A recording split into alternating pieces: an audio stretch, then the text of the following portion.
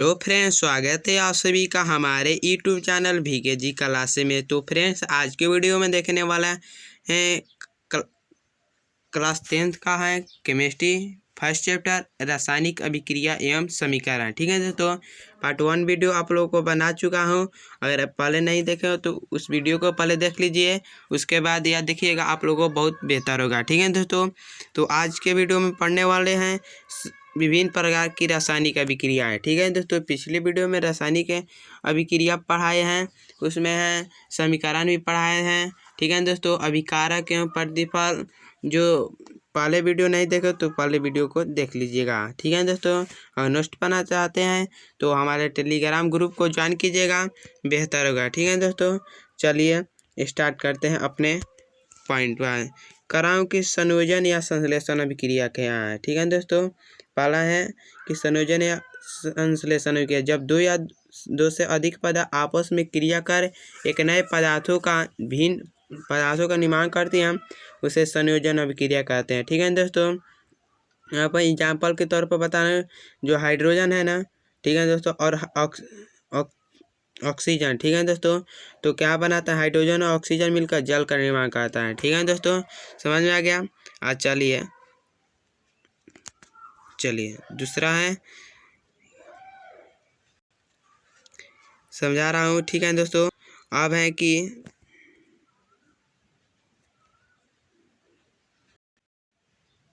जैसे कि ये आप लोगों को एग्जाम्पल है। ठीक है दोस्तों, पोटेशियम क्लोराइड का अपघटन। ठीक है दोस्तों, पोटेशियम क्लोराइड को गर्म करने पर वो अपघटित होकर पोटेशियम क्लोराइड बनाता है। ठीक है दोस्तों, जैसे कि यहाँ पर एग्जाम्पल है KClO3। ठीक है दोस्तों, अपघटन हुआ तो KCl अलग हो गया और O2 अलग हो गया। ठीक है दोस्तों, आप चलिए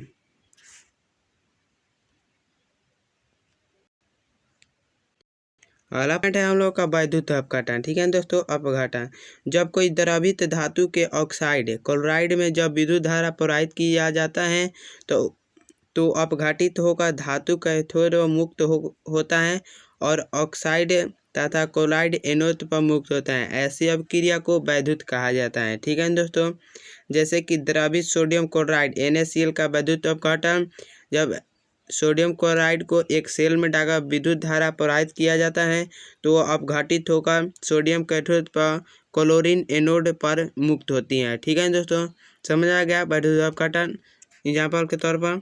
चलिए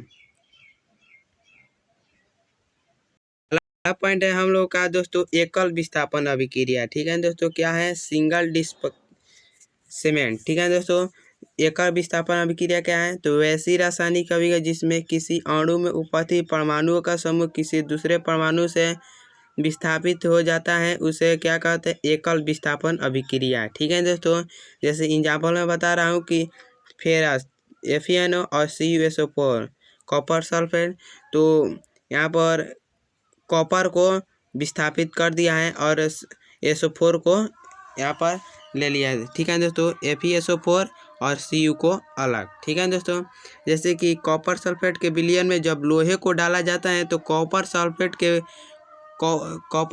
से कॉपर विस्थापित हो जाता है और लोहा कॉपर की अपेक्षा अधिक क्रियाशील धातु होता है। ठीक है दोस्तों, समझ में आ गया एकल विस्थापन अभिक्रिया। चलिए नेक्स्ट पॉइंट है हम लोगों का ऑक्सीकरण। ठीक है दोस्तों, तथा अवकरण अभिक्रिया। ऑक्सीकरण तथा अवकरण अभिक्रिया क्या है, तो ऑक्सीकरण अभिक्रिया पढ़ते हैं। ठीक है दोस्तों, कह वैसी रासायनिक अभिक्रिया जिसमें किसी तत्व या यौगिक से ऑक्सीजन का संयोग तथा हाइड्रोजन का वियोग हो, उसे कौन सा अभिक्रिया कहते हैं, ऑक्सीकरण अभिक्रिया कहते हैं। ठीक है दोस्तों, कह रहे हैं वैसी रासायनिक अभिक्रिया। ठीक है दोस्तों, वैसी रासायनिक अभिक्रिया जिसमें किसी तत्व या यौगिक से ऑक्सीजन का संयोग होता है और हाइड्रोजन का वियोग, ऑक्सीजन का संयोग और हाइड्रोजन का वियोग हो जाएगा तो कौन सी अभिक्रिया, तो ऑक्सीकरण अभिक्रिया हो जाता है। इन्हें उपचयन के नाम से भी जाना जाता है। ऑक्सीकरण अभिक्रिया को उपचयन अभिक्रिया भी कहा जाता है। ठीक है दोस्तों, उपचयन अभिक्रिया, जैसे कि यहाँ पर समझाया हूँ, कार्बन प्लस O2। ठीक है दोस्तों, कार्बन प्लस ऑक्सीजन मिलकर क्या बनाता है, कार्बन डाइऑक्साइड। क्या बनाता है, कार्बन डाइऑक्साइड CO2। और जो यहाँ पर संतुलित रासायनिक समीकरण कर दिया हूँ इधर, ठीक है दोस्तों। चलिए अब चलते हैं नेक्स्ट। अब है कि रेडॉक्स अभिक्रिया क्या है, ठीक है दोस्तों। रेडॉक्स अभिक्रिया कह रहा है कि रेडॉक्स अभिक्रिया वैसी रासायनिक अभिक्रिया, ठीक है दोस्तों, वैसी रासायनिक अभिक्रिया जिसमें ऑक्सीकरण तथा अवकरण दोनों होते हैं, वैसी रासायनिक अभिक्रिया को रेडॉक्स अभिक्रिया कहा जाता है, ठीक है दोस्तों। जिसमें ऑक्सीकरण एवं अवकरण यानी कि उपचयन, ठीक है दोस्तों, अपचयन दोनों होता है, उसे कौन सी अभिक्रिया कहते हैं, रेडॉक्स अभिक्रिया कहते हैं। जैसे कि एग्जाम्पल में आप लोग को अभी बता रहा हूँ, ठीक है दोस्तों। जैसे कि है CuO, ठीक है दोस्तों, और H2 हाइड्रोजन, ठीक है दोस्तों। यहाँ पर Cu + H2 हो गया है। जो ऑक्सीकरण है यहाँ पर देखिए ये हो जाएगा आप लोग को अवकरण, ठीक है दोस्तों, ये हो जाएगा। समझ में आ गया। चलिए नेक्स्ट पॉइंट तरफ।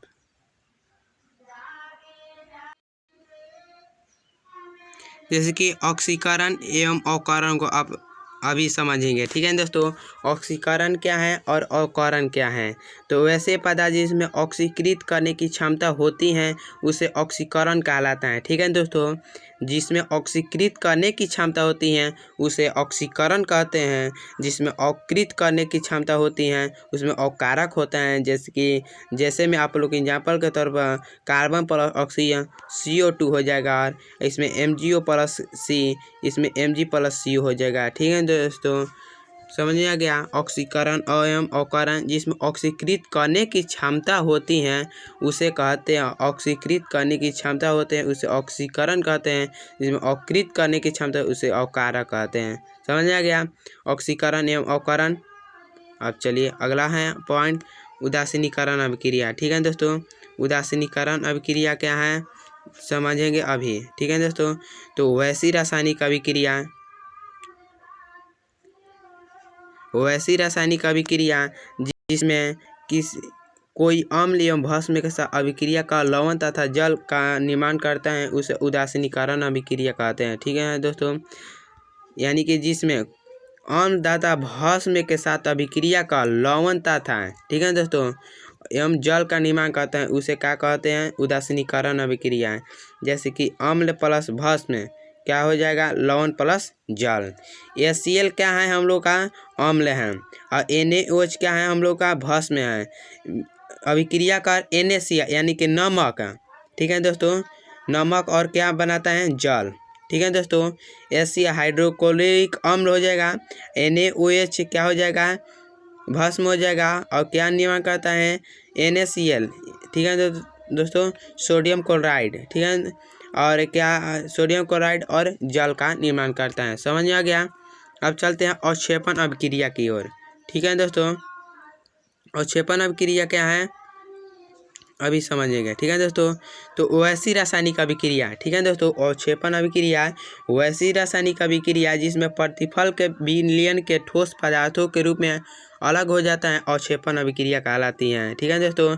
जैसे कि NaCl यानी कि सोडियम क्लोराइड HgNO3 यहाँ पर अवक्षेप हो जाता है HgCl यानी कि NO3+, ठीक है दोस्तों। दूसरा एग्जाम्पल के तौर पर BaCl2 Na2SO4 यहाँ पर अवक्षेप हो जाता है। जो ये तीर का चिन्ह होता है ये अवक्षेप का चिन्ह कल बताए थे, ठीक है दोस्तों, पिछले वीडियो में अवक्षेप का निर्माण होता है, यह चिन्ह बताता है, ठीक है दोस्तों। और चलिए अगले पॉइंट की तरफ। चलिए अगला हम लोग का पॉइंट है कि दोस्तों प्रकाश रासायनिक अभिक्रिया क्या है, ठीक है दोस्तों।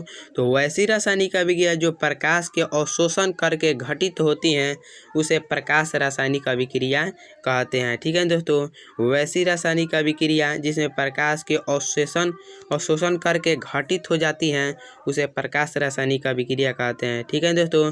जैसे कि हाइड्रोजन और क्लोरीन को अभिक्रिया कराते हैं तो हाइड्रोक्लोरिक अम्ल बनता है, ठीक है दोस्तों। समझ में आ गया। चलिए अगले पॉइंट की तरफ है, प्रकाश रासायनिक समीकरण समझ में आ गया।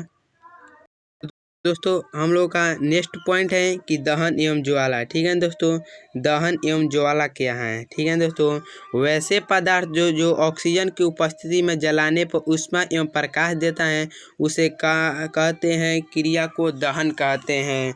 वैसे पदार्थ जो ऑक्सीजन की उपस्थिति में जलाने पर ऊष्मा और क्या देता है, प्रकाश देता है। ठीक है दोस्तों, ऊष्मा भी देगा और प्रकाश भी देता है, उसे क्या कहते हैं, दहन कहते हैं। यानी कि या वैसे पदार्थ जिसमें जलने की प्रवृत्ति हो उसे क्या कहते हैं दोस्तों, दहन कहते हैं। ठीक है दोस्तों, जिसमें जलने की प्रवृत्ति हो उसे क्या कहते हैं, दहन कहते हैं। ठीक है दोस्तों, यहाँ पर एग्जाम्पल के तौर पर कार्बन और ऑक्सीजन को जलाने पर कार्बन डाइऑक्साइड ये हो जाएगा आप लोग को ऊष्मा गैस और ऊष्मा एवं प्रकाश देता है। ठीक है दोस्तों, जैसे कि एस यानी कि सल्फर प्लस ऑक्सीजन, तो SO2 यानी कि ऊष्मा एवं प्रकाश इसी में भी निकलता है। ठीक है दोस्तों, दहन समझ गए, अब ज्वाला को समझेंगे। पॉइंट है कि अभी कि अदहनशील एवं अज्वलनशील क्या है। यानी कि जो वैसा पदार्थ जो नहीं जलता है उसे अदहनशील यानी कि अज्वलनशील पदार्थ कहते हैं। ठीक है दोस्तों, जो नहीं जलता है जैसे कि ईंट हो जाएगा, ठीक है दोस्तों, पत्थर हो जाएगा, या जलता है नहीं ना, तो यह अज्वलनशील यानी कि अदहनशील पदार्थ हो जाता है। ठीक है दोस्तों, अब चलते हैं नेक्स्ट पॉइंट की तरफ। अगला है पॉइंट हम लोग को दहन के लिए आवश्यक शर्तें हैं क्या है। ठीक है दोस्तों, जो दहन है ना उसके लिए आवश्यक शर्त भी हैं, और कितने शर्त हैं, 3 विशेषताएं हैं। आवश्यक विशेषताएं कितनी हैं, 3 विशेषताएं। कौन सी, दहनशील पदार्थ की उपस्थिति, दहन के पोषक पदार्थ की उपस्थिति और ज्वलन ताप की प्राप्ति। ठीक है दोस्तों, ये रहा आप लोगों को दहन के लिए आवश्यक विशेषताएं। ठीक है दोस्तों, चलिए अगले पॉइंट की तरफ। चलिए दोस्तों कि अगला हम लोग का पॉइंट है कि ज्वलन ताप। ठीक है दोस्तों, ज्वलन ताप क्या है कि जिस ताप पर कोई पदार्थ जलना प्रारंभ कर देता है उसे ज्वलन ताप कहते हैं। उस पदार्थ का ज्वलन ताप कहलाता है। ठीक है दोस्तों, जिस ताप पर पदार्थ जलना प्रारंभ करती हैं तो उस पदार्थ का ज्वलन ताप कहलाता है।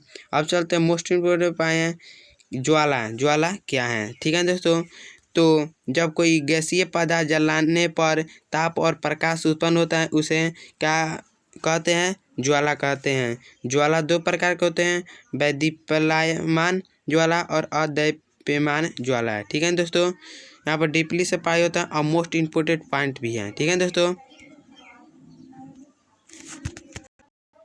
जैसे कि दैदीप्यमान क्या है, वैसे ज्वाला जो ताप और प्रकाश देती हैं उसे दैदीप्यमान का ज्वाला कहते हैं, जैसे कि लालटेन हो जाएगा।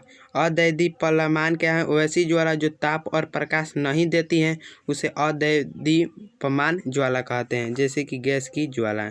समझ गया है इनके प्रकार के ज्वाला के प्रकार को। ठीक है, अब चलते हैं अगले पॉइंट की तरफ। डायग्राम से भी समझिएगा तो और बेहतर होगा, यानी कि मोमबत्ती की ज्वाला को बनावट देखेंगे। ठीक है दोस्तों, ये रहा आप लोगों को मोमबत्ती का चित्र। ठीक है दोस्तों, और जल रहा है, ठीक है, प्रकाश भी दे रहा है। ठीक है, तो यहाँ पर ये जो है ना ये केंद्रीय मंडल है, और यहाँ पर जो है यह प्रकाशीय मंडल है, और यहाँ पर प्रकाशहीन मंडल है। ठीक है दोस्तों, ज्वाला मोमबत्ती के डायग्राम को समझ लिए। अभी डायग्राम में समझा दिया। और मोमबत्ती के कितने भाग होते हैं दोस्तों, तो 3 भाग होते हैं। कौन कौन सा, केंद्रीय मंडल, प्रकाशमान मंडल और प्रकाशहीन मंडल। अभी इस मोमबत्ती के बारे में पढ़ा दिए। ठीक है दोस्तों, तो कौन कौन से भाग होते हैं, केंद्रीय मंडल, प्रकाशमान मंडल और प्रकाशहीन मंडल। ठीक है दोस्तों, अब चलिए नेक्स्ट पॉइंट की तरफ। एक भी आप लोगों का क्वेश्चन छूटेगा नहीं। ठीक है दोस्तों, अब चलिए द्रवित पेट्रोलियम गैस यानी कि LPG, लिक्विड पेट्रोलियम गैस। ठीक है दोस्तों, ये क्या है, तो LPG gas butane, propane, ethane का मिश्रण है। ठीक है दोस्तों, LPG गैस ब्यूटेन, प्रोपेन और एथेन का मिश्रण है। लिखा, इसका मुख्य अवयव ब्यूटेन होता है। इसका मुख्य अवयव क्या होता है, ब्यूटेन होता है। और ब्यूटेन, प्रोपेन तथा एथेन तेजी से जल का अधिक ऊष्मा देता है, इसलिए LPG गैस को एक अच्छा ईंधन कहा जाता है। ठीक है दोस्तों, यहाँ पर 4H10, ठीक है दोस्तों, और O2 है और CO2, ठीक है दोस्तों, CO2 फिर H2O और ऊष्मा, यानी कि एग्जाम्पल के तौर पर समझाया हूँ, ठीक है। और इसमें पॉइंट है कि एलपीजी गैस को लोहे के सिलेंडर में भर कर जलावन के लिए ग्राहक को दिया जाता है, जो विशेष प्रकार के से बंद रहती है, और जब गैस निकलती है, इसे मालूम करने के लिए इथाइल मरकैप्टन को सिलेंडर में डाला जाता है। क्या डाला जाता है? एथाइल मरकैप्टन को डाला जाता है। यह गैस खराब गंध वाली होती है, या जैसे कि जब गैस लीक करती है तब तुरंत मालूम पड़ जाता है, ठीक है दोस्तों। किसके कारण? एथाइल मरकैप्टन जो सिलेंडर में डाला जाता है। तो आई होप यहाँ पर आप लोग का वीडियो समाप्त होता है, यानी कि पाठ समाप्त होता है रासायनिक अभिक्रिया एवं समीकरण। तो आई होप यह वीडियो आप लोग का अच्छा लगा हो। अगर अच्छा लगा तो लाइक कीजिएगा, सब्सक्राइब कीजिएगा और दोस्तों को ज़्यादा से ज़्यादा शेयर कीजिएगा। तो मिलते हैं अगले वीडियो में, होगा ऑब्जेक्टिव का महासंग्राम, ठीक है दोस्तों। ऑब्जेक्टिव टेस्ट होगा और कितना सही हुआ ये आप लोग को कमेंट बॉक्स में ज़रूर बताइएगा, ठीक है दोस्तों। ज़रूर बताइएगा कैसा वीडियो लगा, और ऑब्जेक्टिव में जितना सही होगा वो भी बताइएगा कितना सही होगा, और जो आंसर जानते हैं वो कमेंट बॉक्स में भी ज़रूर बताइएगा, ठीक है दोस्तों। और दोस्तों के पास ज़्यादा शेयर कीजिएगा, तभी आप लोगों को अच्छा पढ़ने में आएगा, ठीक है दोस्तों। और सब्सक्राइब को चलते हैं, मिलते हैं अगले वीडियो में। Thanks, good bye.